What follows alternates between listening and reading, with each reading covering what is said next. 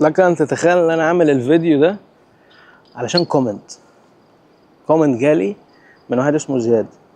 الفيديو ده مش عشان فيوز، الفيديو ده مش هيجيب عشان هو بيتكلمش في حاجه براكتيكال او حاجه نظريه على الفلوس او اللي هو ازاي تجيب فلوس او ازاي تعمل بيزنس او بس هو بيتكلم عن حاجه اهم عن دماغك، عشان دماغك الحاجه الوحيده اللي لو عرفت تسيطر عليها هي هنا الفلوس. مفيش حاجه في الدنيا هتعرف تجيب لك فلوس غير بعد توفيق ربنا، يعني غير دماغك. خلينا نقرا الكومنت عشان انا طولت. كومنت بيقول: والله يا باشمهندس انا بحاول انجح في مصر بقالي 30 سنه والحمد لله فشلت.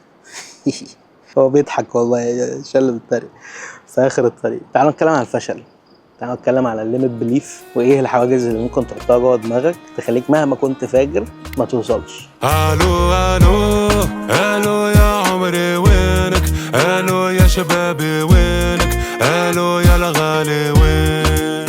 الو الو سلم لي عالحبيبة، عايش بين ناس غريبة مش عارف وكري وين. طيب مبدئيا انا عارف لعبه اليوتيوب وعارف الكونتنت، عارف ايه اللي بيحصل. اللي حصل بصراحه في الفيديو اللي فات، وان انا بس منزل 3 فيديوهات غالبا بقالي النهارده 19 يوم او 20 يوم. عدد السبسكرايبرز وعدد الفيوز وعدد الانجيجمنت، انا عارف اللعبه دي، يعني انا بشتغل مع ناس كتير في الموضوع ده.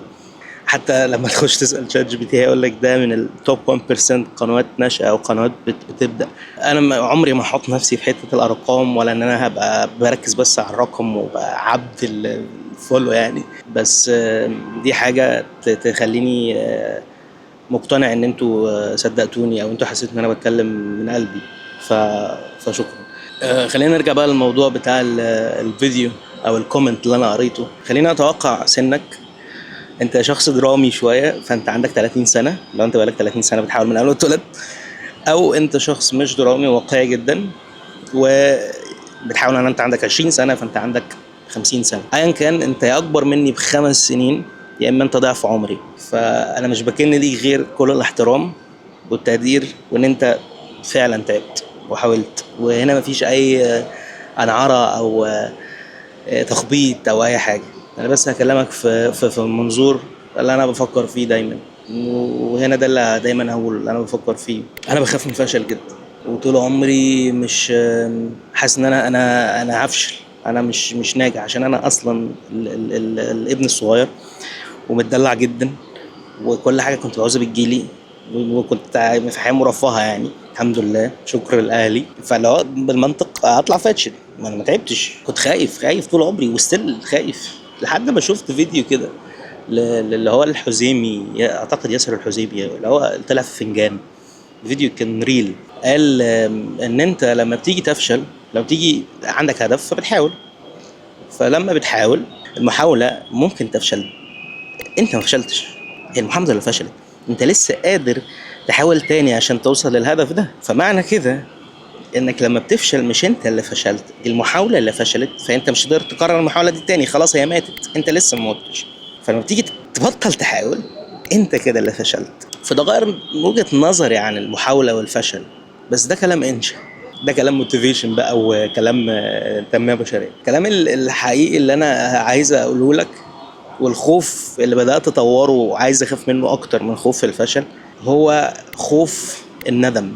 هديك مثال: عمرك قعدت مع راجل كبير في السن وقال لك انا زعلان، أو يعني ممكن يقول لك انا زعلان أنا فشلت، بس هو صعب جدا تلاقيه يقول لك على حاجه هو فشل فيها او زعلان ان هو فشل فيها، عشان هو فشل، مش نصيبه، خلاص راحت عليه. هتلاقيه دايما بيقول لك يا ريتني حاولت، يا ريتني اشتريت البيت ده شوف سعره كام دلوقتي. دايما هيبقى عنده ندم، ايا كان انت عمرك ايه، انت يا 30 يا 50، فانت لسه قدامك سنين. فانا بكلمك اقعد مع نفسك كده وشوف لما عندك 60 70 سنه هتندم على ايه، وما تضغطش على نفسك، الحياه ابسط من كده بكتير. انا لما جيت ابدا الشانل دي قلت انا لما يبقى عندي 50 60 سنه هقعد واقول يا ريتني كنت بدات. أنا كان عندي حاجه اقولها للناس، كان عندي، بس انا ما قلتهاش، كنت اقدر ابني بيرسونال براند قويه ليا، بس انا ما عملتش. فخفت من الندم، ما خفتش من الفشل. عشان ايه؟ اسوأ حاجه تحصل الناس تطلع تضحك عليا وتكتب كلام وحش وما انجحش ومحدش يشوفني، فشلت. بس الندم هيكون اقوى بكتير. اني اصلا ما حاولتش. عايز اقول حاجه عن الفيديو ده. الفيديو ده انا اعتقادي شخص ان هو مش هيعمل زي الفيديو اللي فات او الفيديوز اللي فات، او ممكن يبقى حدش يهتم بيه عشان هو بيتكلمش دايركت على الفلوس او على الشغل او على البيزنس. بس هو ده البيزنس، هو ده الفلوس. انا من وجهه نظري لو انا او هتكلم في حاجه واحده بس، هو التوبيك ده، توبيك الندم، توبيك الليميت بليف، توبيك الحاجات النفسيه، اكتر ما هي حاجه عمليه تنزل تعملها. علشان انت نفس، انت اللي بيتحكم فيك دماغك. انت لو ما اتحكمتش في دماغك عمرك ما هتعرف تتحكم في اي بيزنس. فاسقاطا على الموضوع ده، السنه اللي فاتت كنت في نفس المكان هنا، وكنت مكسوف اصور قدام الكاميرا، كان معايا موبايل وكنت مكسوف اصور قدام الناس. ده ليميت بليف، دي حاجه انا كسرتها جوايا يعني. ما بفشل يعني، ما يبصوا عليا يعني. كانوا 2 بس اصلا على ده، في بول هنا، كانوا 2 بس حواليا وكنت مكسوف. لحد ما في مره جربت. انا دلوقتي قاعد في نص المكان، في 1 2 3 4 5 6 7 8 9 10، وفي واحد اصلا كان بيبص لي دلوقتي. بس بقى عادي. هي دي هي ايه اللي الفرق ما بين الشخصين؟ ولا حاجه، نفس الشخص، بس هي حاجه هنا، هي حاجه جوه هنا اتغيرت. فلما ده بيتغير كل حاجه تانية بتتغير. لما خوفك من الفشل بيتغير كل حاجه بتتغير. لما خوفك من الناس ورأي الناس بيتغير كل حاجه بتتغير. واسقاطا على الموضوع ده، رايح اقابل صديقي، والاكونت انا هقدمه في الفيديو. في واحد، هو واحد شغال هنا في ابو ظبي. واحد ممكن معظم الناس الشباب في مصر بيفكروا ان هم يبقوا عايزين يجوا يشتغلوا في الخليج، ولو ما عملوش كده هم هيبقوا فشلوا. انا معايا يوسف وائل. يوسف انا عارفه من 2018، كنا مع بعض في الجامعه في البي اي، وبعدها هو راح الجي سي، ما علينا يعني. يوسف مهندس مدني، سيفل انجينير، شغال في ابو ظبي. هو الاكونت مانجر، واللي معايا في الايجنسي هو اللي ماسك التيم، هو اللي بيتعامل مع الكلاينتس، والتيم هو حلقه الوصل اللي ما بينهم يعني. وانا بصراحه بعتمد عليه في كل حاجه بتحصل جوه الايجنسي يعني. بس يا حبيبي، بس يا بابا، بس يا ماما. عايز اسالك سؤال بقى. معلش يعني، دي حقيقه بتحصل ان معظم الشباب في مصر دلوقتي هم مش بيفكروا في غير ان هم ازاي يطلعوا الخليج، او ان هم يروحوا كندا، امريكا، استراليا، الحاجات دي. وبالنسبه لهم ان هم خلاص طلعت الخليج، انا هشتغل هناك بشهادتي وتمام. وانت الحمد لله ما شاء الله، ما شاء الله عليك، عملت ده. وكمان اللي انتم ما تعرفوش ان الفلوس اللي بيعملها معايا في الايجنسي لسه ما وصلتش ان هي تبقى اعلى من الفلوس اللي هو بيعملها في الشغل بتاعه. بالعكس، ده في الشغل بتاعه بيعمل ما شاء الله اكتر بكتير. فانا سؤالي بالنسبه لك، ايه اللي مخليك تبقى معايا على الرغم ان انت وصلت للي هم عايزين يوصلوا، معظم الشباب عايزين يوصلوا له، بتعمل فلوس هنا اكتر من معايا؟ فايه انت معايا ليه؟ طيب، انا بالنسبه لي شايف ان احسن حاجه في شغل الايجنسي هو ان انت بتعرف تكنترول على اللايف ستايل بتاعك. انت بتشتغل من اي مكان انت عايزه. انت الشغل كله من اللابتوب، محتاج لابتوب ونت، مش محتاج حاجه اكتر من كده. الميتنجز اونلاين، التيم اللي بمانج التيم فيه ده اونلاين، مش بنحتاج نتقابل. فاحسن ميزه، حاسس ان دي اكتر حاجه الناس توصل لها، هو انها تعرف تسافر، تشتغل من اي حته، تبقى حر، ما تبقاش موظف رايح في نفس الميعاد راجع في نفس الميعاد. الموضوع ده بيفرق، والناس كلها اكيد عايزه تبقى تعمل كده، انها تبقى مرتاحه في حياتها وفي شغلها. بلس بقى فوق كل ده ان احنا اصحاب، وبجد دي حاجه بجد بتنشل جدا، وبنشجع بعض. لو حد وقع التاني بيشيله. فلا حته انك تبدا ايجنسي مع صحابك بجد بتفرق جدا. في الاول انت لازم تبذل مجهود كبير فشخ، وفي نفس الوقت مش الانكم مش هيبقى كتير، بالذات ان انت برضو عايش الخليج، بلد غاليه من الاخر. انا سؤالي، انت شايف البوتنشال عندك اعلى ولا عندي اعلى؟ مش عندك كشخص، شغلك ولا الشغل معايا؟ لا اكيد معاك، علشان احنا هنا بنبني بيزنس، بنبني شركه جديده. فاحنا بنكرييت حاجه. انا في الشغل انا مش مهتم اكرييت حاجه، انا بعمل التاسك اللي عليا. بتعوز تطور نفسك، بتعوز تكريت حاجات جديده مثلا للشغل، بس انت هتعملها، هتديها للشخص اللي فوقيك، المديرك اللي فوقيك، وخلاص شكرا. انما هنا احنا تيم كامل، بنكريت حاجات مع بعض، بنابريشيت كل الحاجات اللي احنا بنعملها مع بعض. فلا انت لما تكريت حاجه انت فعلا عملت حاجه، مش مجرد خلصت تاسك. فاهم قصدي؟ كمان الحته اللي عايز ازودها ان المهندس عشان يوصل لحته حلوه محتاج يبقى فوق ال 35 40 سنه. بص، هي الفكره في هندسه بس يعني 35 40 سنه انا ده وجهه نظري. قصدي ان احنا عندنا 25 سنه، فاحنا ممكن نوصل للبيك بتاعنا في 30 وقبل كده كمان. انت فاهم قصدي؟ هو المشكلة يعني انا بالنسبه لي انا كاحمد لا ما افضلش اصلا ان انا اجي اشتغل هنا دلوقتي في اللحظه اللي انا فيها. ايوه انت فاهم؟ بس فده سؤال. بص، هي الفكره في هندسه ان انت خلينا صراحه، هندسه فلوسها حلوه طالما انت حد يعني سبيشال وديديكيتد بالمجال وبجد مختلف عن الباقيين، فلوسها حلوه. بس هي مشكله الانكم او الريزلت ده هيجي لك قدام قوي. انت هتبهدل نفسك في حياتك، مش هيجي لك قبل غير وانت في الثلاثينات. بس الميزه في الايجنسي والشغل ده ان هو لا، انت ممكن تلحق تستمتع بشبابك بفلوس حلوه. بالظبط. هي دي الفكره. وكمان عايز اقول حاجه، هو مش لازم تكون ايجنسي ماركتنج. ما يا باشا ايجنسي بيم مثلا.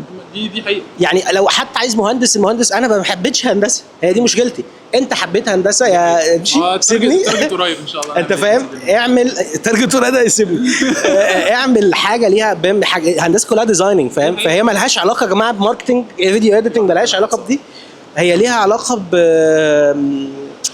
بالسيرفيس نفسها، انك تقدر تقدمها في حته ثانيه. الوسيله المواصلات. انت لو شفت الفيديو اللي فات، أيوة، هو دايما بتكلم على الوسيله اللي تقدر تعمل بيها كده. هو عامه الفكره مش في المجال على قد الفكره ان انت تعرف توظف الحاجه اللي انت بتحبها لانك تخليه بيزنس. ايا كان بقى شغلك اصلا ايه، يعني ايا كان الشغل انت بتعمل ايه، لا انت تعرف تخلي ده تدخله في نطاق البيزنس، وتبقى تكريت اللايف ستايل بتاعك برضه في حاجه كمان اللي انت ايه اصلا دارسها وبتحبها. ومش شرط بيزنس، انت ممكن تلاقي فرصه شغل برضه، دي برضه نقطه بس ريموتلي للحاجه اللي انت عايز تشتغلها في بلد تانية وانت قاعد في بلدك. دي حقيقه. انت فاهم؟ هم مش هيختاروك ليه؟ هيختاروك علشان هم هناك هيدوا مثلا في امريكا للمهندس ده اقل حاجه كفريش $5000، من 5000 ل $6000. انت لو جيت تقول له انا هديك نفس الكواليتي ب $2000، هو مش هياخدك ليه؟ بالظبط، فاهم. بس انت ال $2000 في مصر دي انت باشا يعني. دي حقيقه، فاهم. كنت في مره عند عارفين كوري اللي شفتوه في الفيديو التاني بتاع عقده الخواجه ده، زي ما قلت يعني هو من اهم الكلاينتس اللي عندنا، وهو منتور لينا، يعني مرشد بيدلنا على، عشان هو راجل ناجح في البيزنس نوعا ما. الراجل ده في مره قلت له انا عايز كتاب عن البيزنس يعني ترشحه له، فاداني كتاب اسمه The 4 Agreements. قلت له بس الكتاب ده بتاع تنميه بشريه والحاجات دي اللي هي شد حيلك دي.